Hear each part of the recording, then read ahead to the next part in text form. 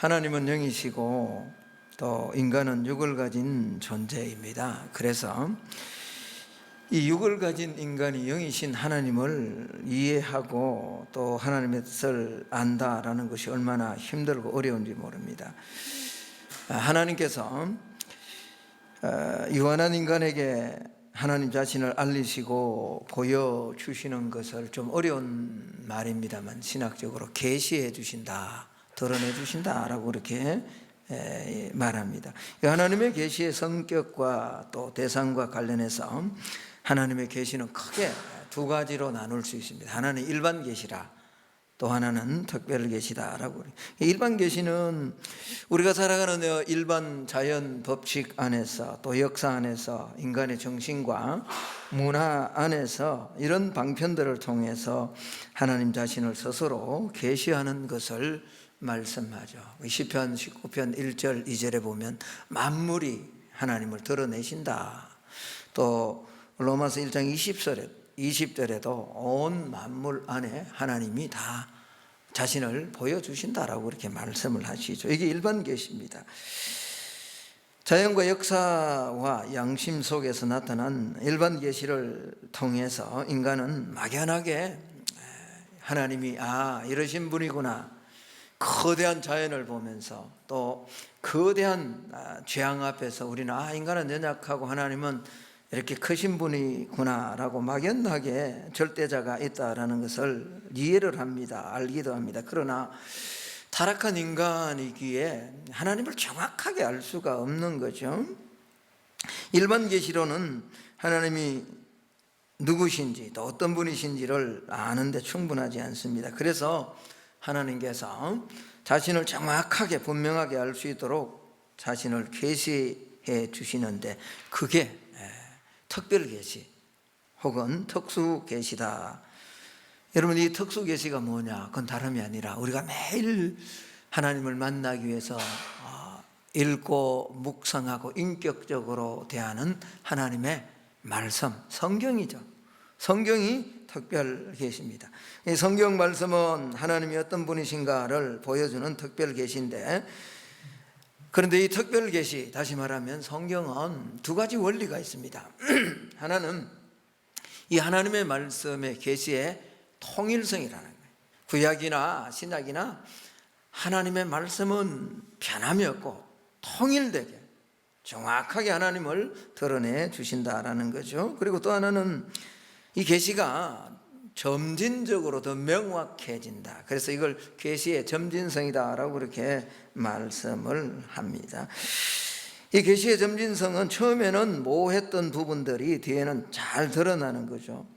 여러분, 성경을 읽다 보면 창세기 3장 15절 같은 경우 흔히 우리가 원시복음이라 그러지 않습니까? 뱀에게 네가 여자의 후손 내 원수가 될 것이다. 여자의 후손은 네 머리를 상하게 할 것이고 너는 그의 발꿈. 이 예수 그리스도를 나타내는데 이 창세기 시대에 구약 시대의 사람들은 이걸 정확하게 예수 그리스도라는 것을 알지를 못하는 거죠. 그러나 이 원시복음이 창세기로 시작한 이 그리스도가 점점 더 명확하게, 그래서 우리 주님이 하늘 보좌 버리시고 이 땅에 내려오신 거죠. 그래서 이런 걸 가리켜서 계시의 점진성이다라고 그렇게 말합니다. 더 중요한 것은 계시의 통일성입니다. 구약의 계시와 신약의 계시가 다르지 않다. 사실은 우리가 하나님의 말씀을 좀 읽을 때 구약을 먼저 읽어야 됩니다. 흔히 요한복음을 먼저 읽어야 된다, 신약을 읽어야 이해가 된다. 절대로 그렇지 않습니다.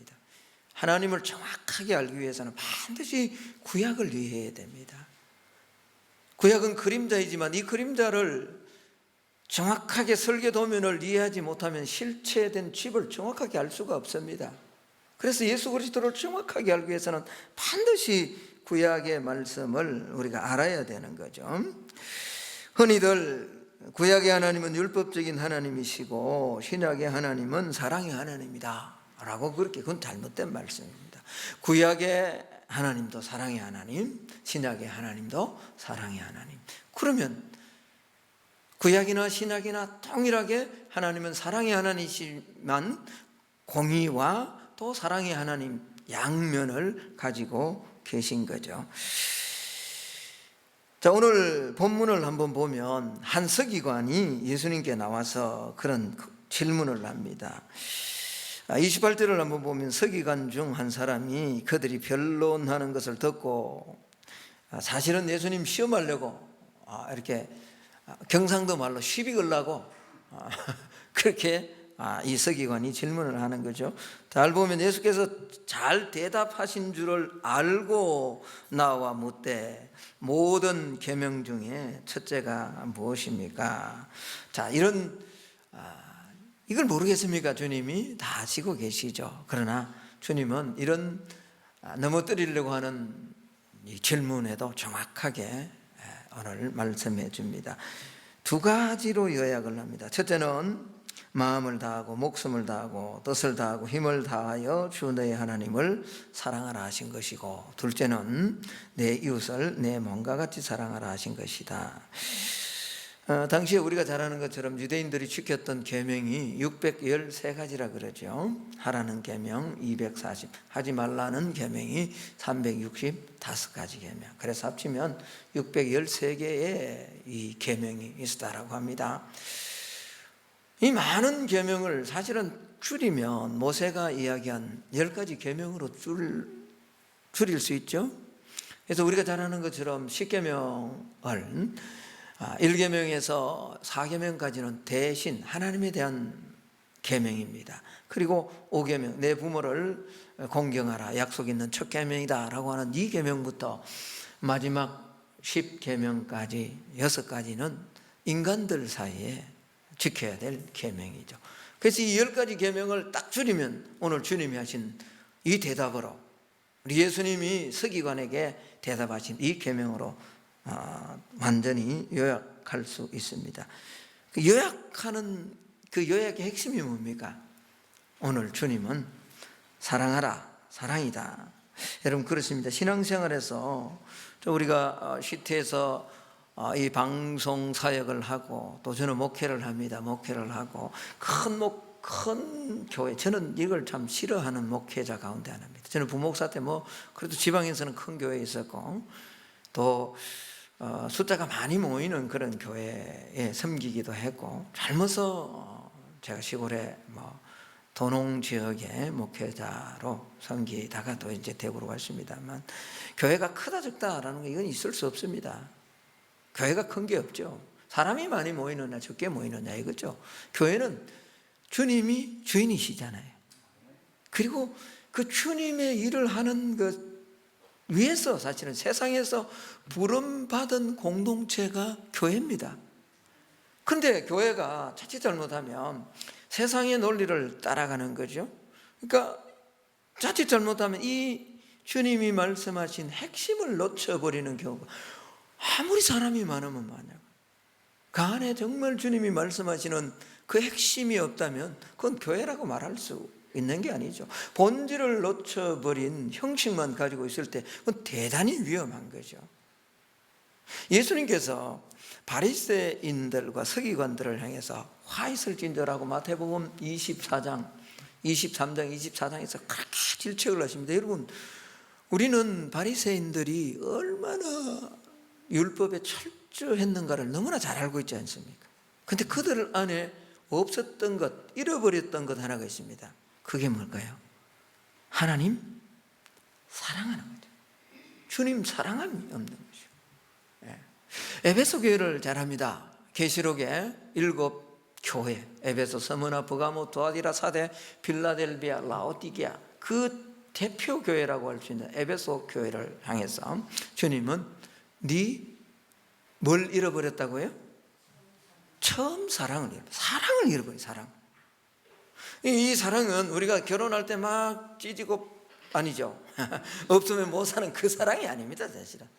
아니, 사랑을요 그렇게 이해하는 사람들이 있다고요? 사랑이 식었다 그러니까 60이 돼도 막 만나면 찌릿찌릿하고 처음 그런 사랑이 있을 수가 없습니다. 그 주님이 말씀하시는 사랑은 주님과의 관계가 떨어져 버렸다는 거죠. 본질과 핵심을 놓쳐버렸다는 거죠. 에베소 교회가 신학을 지키는 정통 신학도 있고 이단을 배격하는 그런 아주 열심도 있었지만 첫사랑을 놓쳐버렸다. 우리 신앙생활에서 가장 중요한 게 뭐냐? 그건 다름이 아니라 사랑이다. 이건 직장생활도 마찬가지고요, 목회도 마찬가지고 교회생활도 모든 바탕에 사랑이 있어야 된다. 왜? 사랑해야만 진짜 하나님을 볼 수 있기 때문에 그렇습니다. 사랑해야만 하나님이 창세기로부터 요한계시록까지 보여주신 이 계시 안에 있는 그 하나님을 볼 수 있어요. 하나님은 영인데 어떻게 볼 수 있습니까? 요한일서 4장 11절 12절에 보면 사랑하는 자들아, 하나님이 이같이 우리를 사랑하셨은즉 우리가 서로 사랑하는 것이 마땅하도다. 어느 때나 하나님을 본 사람이 없어되 만일 우리가 서로 사랑하면 하나님이 우리 안에 가시고 그의 사랑이 우리 안에 온전히 이루어진다. 뭐 하면요? 사랑하면. 그래서 오늘 주님께서도 수많은 계명이 있는데 이 서기관에게 첫째 되는 계명이 뭐냐라고 묻는 그에게 사랑이다. 마음을 다하고 힘을 다하고 목숨을 다해서 하나님을 사랑하고, 이건 첫 번째고, 두 번째는 내가 내 몸을 아끼고 사랑하는 것처럼 이웃을 주의 사랑으로 사랑하라라는 겁니다. 그렇습니다. 사랑하면요, 즐겁고, 사랑하면 기쁨으로 하나님의 일을 감당하고 하나님의 뜻을 발견하고 행할 수 있는 거죠. 그래서 사랑하면 허물과 죄도 용서가 가능합니다. 베드로전서 4장 8절에 보면 무엇보다도 뜨겁게 서로 사랑할지니 사랑은 허다한, 여러분들이 뭐 시태에서 이런 적은 이 인원들을 가지고 큰 일을 하는 것보다 더 중요한 것은 우리가 새벽마다 진실되게 정직하게 하나님을 사랑하는 거예요. 그리고 주님 주신 찬양도 하고 은사를 가지고 찬양도 하고 목회도 해요. 목회하면서 주님 사랑함이 없이 목회한다면 그건 목회가 아닙니다. 그건 시효죠. 절대로 우리가 놓치지 말아야 될 것, 그건 바로 주님 사랑입니다. 사랑하면요, 질 수도 있고요, 사랑하면 속아줄 수도 있습니다. 속는 것은 어리석은 것이지만요, 속아주는 것은 사랑하기 때문이라 그러잖아요. 학교 다닐 때 부모님에게 속입니다. 저도 학교 다닐 때 저희 어머니 많이 속였어요. 제가 수학과를 나왔거든요. 대학교 수학과를 나왔는데, 근데 수학은 참 싫어요, 저는. 근데 엄마한테 학교 다니면서 그 수학책 산다고, 참고서 산다고, 옛날에 참고서라 그랬잖아요. 산다고 이번 주에 가서 달라 그러면 한 2주 뒤에는 가서 수학 참고서 샀으니까 이제 그렇게 못하고, 엄마는, 저희 어머님 지금 90이 넘으셨는데 살아계시는데 그때 뭐 일제시대에 잘 배우시지를 못했잖아요. 그래도 글씨는 초등학교 뭐 1학년까지 하셨다 그러더라고요. 대단하다 그러더라고요. 나는 그거밖에 못했나 그랬는데 그 당시에는 대단하다. 그래서 엄마한테 뭐죠? 엄마, 이제 수학 참고서 샀으니까 엄마 사인값 달라고. 사인값, 사인이란 책이 있다고. 여러분 잘 모르시죠? 수학에 사인이 있고 코사인이 있습니다. 또 탄젠트도 있고. 그러니까 이번 주에는 사인값 달라 그러고, 또 다음 달 가면 엄마 새로운 수학책 사야 되는, 참고서 사야 되는데 코사인값 달라고. 그 어머니 다 주시더라고요. 나중에 알고 보니까 저희 어머님이 모르고 속은 것이 아니라 알면서 속아 주셨더라고요. 왜? 자식이니까, 사랑하니까. 제가 한번 물어볼게요. 부모하고 자식하고 싸우면 누가 이길까요? 자식이 이기죠. 그 자식 이기는 부모 없다. 왜 그렇게 자식한테 부모가 집니까? 힘이 없어서요? 못 배워서? 연륜이 적어서? 아니잖아요. 질 수 있는 능력은 사랑하기 때문에 그렇잖아요. 하나님이 왜 우리의 연약한 모습을 보고 지금도 져주시는지 아십니까? 왜? 제가 돌아보면요, 저같이 목회하면 하나님 다른 사람 세울 것 같아요. 능력 있는 사람 얼마나 많은데, 말 잘 듣는 사람 얼마나 많은데, 그런데 아침마다 엎드리면 그래도 하나님 참아주시고 져주시더라고요. 그 이유가 어딜까요? 여전히 하나님 나보다 사랑이 많으시기 때문에 그러거든요. 부모가 자식한테 지금도 이기는 사람이 그건 식은 없는 부모입니다. 절대로 그렇지. 사랑이 많으면요, 교회에서도 그렇잖아요. 막 정의를 가지고 무슨 일을 할 때 정의를 가지고 하는 거 좋습니다. 바르게 하고 원칙을 가지고 열심히 하는 거 좋습니다. 그러나 우리가 그 안에 사랑이 없으면 아무것도 안 해요. 그래서 바울은 고린도전서 13장에서요 결론을 짓습니다. 믿음, 소망, 사랑, 이 세 가지는 항상 있을 것인데 그 중에 제일은 믿음이죠. 그 중에 제일은 뭐죠? 소망이죠. 아닙니다. 사랑. 이거는 소망보다 믿음보다 사랑이 더 우월하다라는 그런 말이 절대로 아닙니다. 하나님은 믿음, 소망, 사랑 다 하나인데 사랑의 가치를 가장 소중하게 여기며 우리가 주님을 따라가야 됨을 말씀을 하는 거죠. 그래서 사랑은 오래 참고요, 사랑은 절대로 무리하지 않습니다.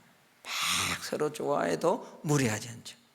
부부지간에 아무리 사랑해도 아무리 나이가 많아도 진짜 하나님 사랑하면요, 그래서 부부는 하나님 사랑해야 되는 거예요. 하나님 사랑하는 만큼 부부가 진짜 사랑할 수 있는 거거든. 우리가 주의 일 열심히 하라고요, 그런 율법적인 그걸 가지면 3일을 못 갑니다. 우리 결심요 절대로 3일 못 갑니다. 그러니까 내가 결심했다가 3일 못 가는 걸 뭐라 그러죠? 그 어떤 초등학교에 문제가, 국어 시간에 문제가 나왔대요. 어떤 일을 결심했다가 3일을 못 넘기를 그것을 뭐라 그러느냐, 작갈로 삼갈로 일어나니까요, 어떤 학생이 그랬다. 작은 삼촌. 왜요? 자기 집에 보니까 삼촌이 있는데 작은 삼촌 너무 한다 그랬다가 3일 못 가서, 그게 작은 삼촌이 우리거든요. 우리가 뭘 막 열심히 바르게 살아야 되겠다, 아닙니다. 절대로 우리 안에 그런 의도 없고 능력도 없습니다. 그럼 우리가 어떻게 해야 됩니까? 오늘 주님 주신 말씀처럼 하나님 사랑함으로 우리에게 주신 사명을 감당하는 우리가 되기를 축복합니다. 그러면 하나님도 사랑하고요, 이웃, 우리 복음 전하는 게 이웃 사랑하는 것 아닙니까? 오늘 교회가 참 힘이 없는 것, 이게 진심으로 정직하게 하나님을 사랑하지 못하기 때문에. 그래서 무슨 율법적으로 뭘 하자라는 거, 그건 내려놔야 됩니다. 절대로 그렇게 해서 우리가 주의 일을 감당하는 건 아니거든요.